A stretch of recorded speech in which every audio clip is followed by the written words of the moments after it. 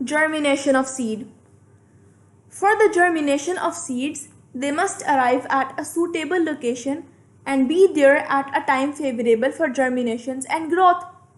Seeds की germination के लिए ज़रूरी है कि वो एक सूटेबल लोकेशन पर आएँ और वहाँ पर फेवरेबल कंडीशंस हो जर्मिनेशन के लिए.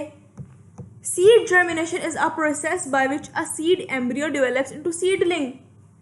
Seed germination एक प्रोसेस है जिससे जो एम्ब्रियो है सीड का वो सीडलिंग में डेवलप होता है.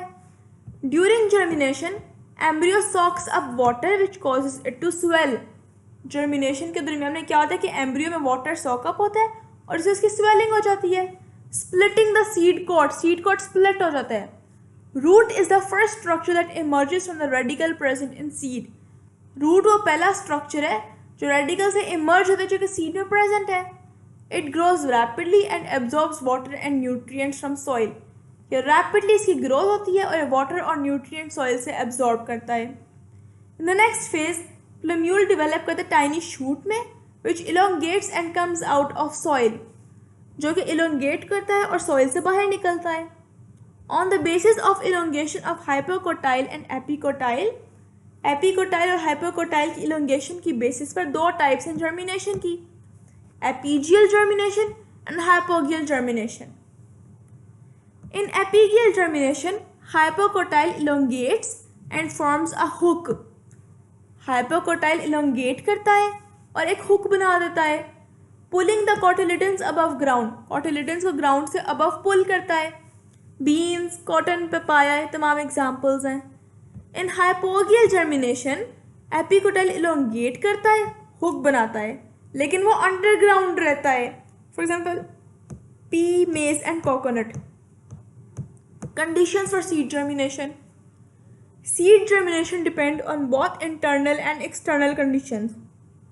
Seed germination जो है depend करती है internal और external conditions पर. Internal conditions include a live embryo and sufficient food storage. जो internal conditions हैं उनमें एक live embryo होता है और sufficient food storage होता है.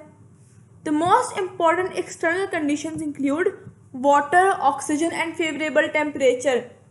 जो एक्सटर्नल कंडीशंस है उनके अंदर इंक्लूड होता है वाटर, ऑक्सीजन, फेवरेबल टेम्परेचर्स वगैरह. Water, moisture.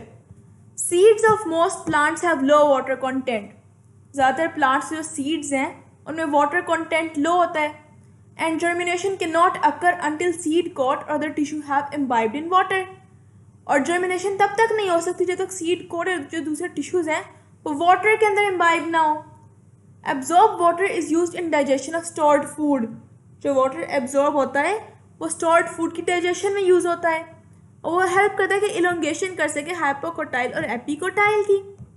Oxygen. It is essential for the respiration in cells of embryo. Temperature. Seeds differ greatly in the temperature requirements for germination. Seed जो हैं वो temperature requirements से differ करते हैं. Optimum temperature जो है वो 25 to 30 डिग्री सेल्सियस है.